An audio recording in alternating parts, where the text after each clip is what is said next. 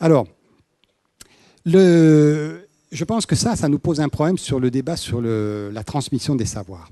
Donc le papyrus de Rhys, il faut bien se rendre compte que c'est un manuel d'exercice.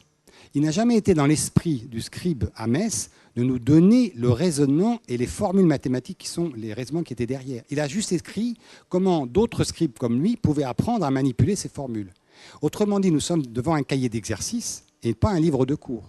Imaginez-vous, dans 2000 ans, vous trouvez un cours, un cahier d'exercice de première, par exemple, et vous essayez de reconstituer toute la science mathématique actuelle ou physique à l'aide d'un livre d'exercice de première. Vous n'avez même pas le livre de cours de première, vous avez le livre d'exercice de première. Vous imaginez comment, finalement, caché sous ces simples manuscrits, sont tout un savoir, évidemment, bien plus profond, qui, malheureusement, a été perdu, sans doute parce que le savoir, effectivement, était relativement une affaire d'initiés, qui a été peut-être dans des documents beaucoup plus rares que ces manuels.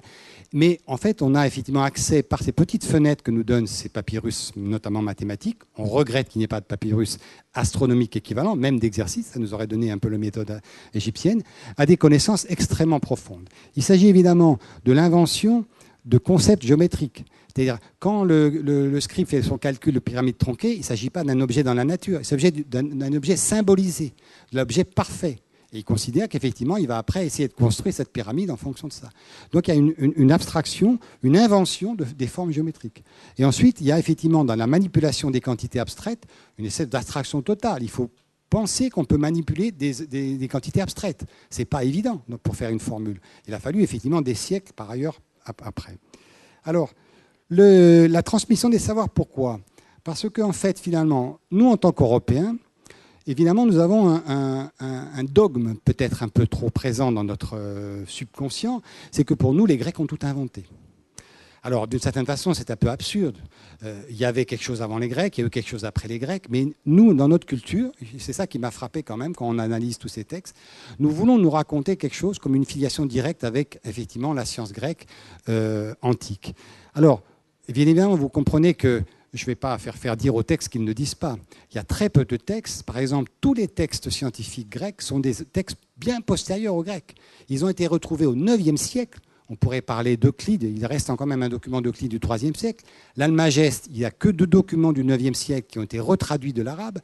On n'a aucun document. On n'a pas l'équivalent du papyrus de Rhine, vraiment. On n'a pas quelque chose écrit par Archimède, qui nous aurait laissé, ou par Euclide. On a des documents qui ont voyagé, ont été traduits, ont été modifiés, ont été amendés, et qu'on a récupérés comme étant, effectivement, normalement, l'émanation de la science grecque. Et alors, on est étonné parce qu'effectivement, on lit, alors c'est difficile de le rendre avéré, puisqu'il n'y a pas vraiment, à part les auteurs latins qui nous ont raconté l'histoire, raconté des histoires, mais on lit quand même que Pythagore, Euclide, Thalès, Archimède ont tous séjourné en Égypte. L'Égypte a été grecque à partir de moins 300. Donc ils ont tous effectivement séjourné en Égypte, même avant qu'elle soit grecque, d'ailleurs ils pouvaient le faire. Et finalement, la question qu'on peut se poser, c'est qu'il ne faudrait-il pas effectivement réviser notre histoire des sciences ? Alors quelqu'un que nous connaissons bien, effectivement, puisqu'il était français, et il s'agissait de Jean-François Champollion, lui a été beaucoup plus radical. Déjà à son époque, en fait, il nous disait quelque chose d'assez fort, en disant qu'une étude sérieuse dégagée de préjugés vulgaires qui, malgré l'évidence des faits et le témoignage positif des Grecs anciens eux-mêmes, tendrait à faire admettre le système de la génération spontanée des arts, des sciences et toutes les institutions sociales sur le sol de l'ancienne Grecque, nous démontre que, comme partout ailleurs peut-être, ce pays habité d'abord par quelques hordes barbares fut successivement occupé aussi par des populations étrangères dont l'arrivée opéra de grands changements. Et il insiste, l'interprétation des monuments d'Égypte mettra encore mieux en évidence l'origine égyptienne des sciences et des principales doctrines philosophiques de la Grèce. L'école platonicienne n'est que de l'égyptianisme sorti des sanctuaires de Saïs. Alors, il y va fort, peut-être un peu trop fort, mais c'était une réflexion qu'on avait peut-être plus avant, dans un passé antérieur. Même des gens comme Voltaire ou Leibniz, même avant, avaient une ouverture beaucoup plus grande sur les savoirs du monde. C'est-à-dire que je pense que notre vision en tant qu'Européens est bien en termes d'œillères. On ne veut effectivement se référer qu'à une seule culture dans le monde, alors que de façon évidente, effectivement, les cultures ont voyagé, les idées ont voyagé. Et donc finalement, c'est une vision qui me semble, plus je vais, plus j'essaye de comprendre un certain nombre de choses, très très étroite, et dont peut-être un jour il faudra se démettre. Alors, pour conclusion, Je nous ramène à notre début, bien évidemment en m'excusant auprès de vous de ne pas vous avoir fait un panorama des connaissances astronomiques dans l'ensemble de l'Afrique, tout simplement parce qu'on ne peut pas le faire. Tout reste à faire en Afrique. La seule chose qu'on puisse faire, c'est effectivement se dire il est nécessaire de faire une réévaluation de la science égyptienne. On est passé à côté de certaines choses. Il faut peut-être rechercher, peut-être documents apparaîtront. En tout cas, il faut réévaluer plus positivement que ça n'a été fait.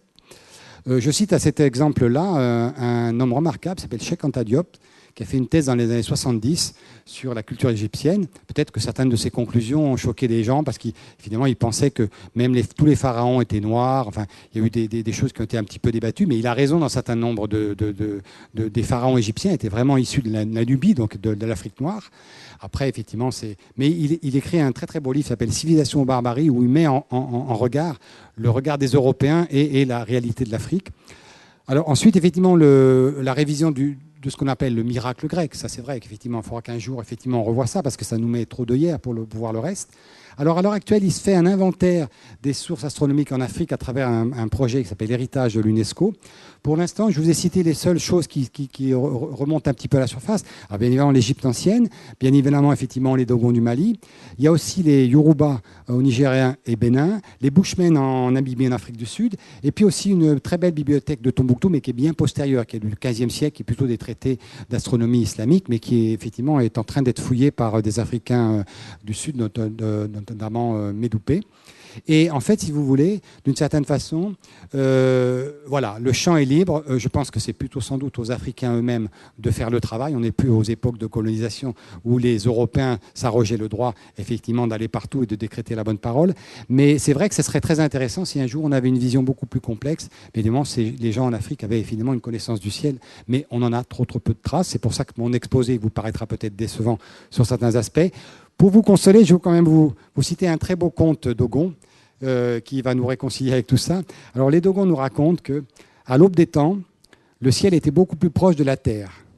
Pour endormir leurs enfants, les mères décrochaient alors les étoiles du ciel pour leur donner à leurs enfants comme jouets.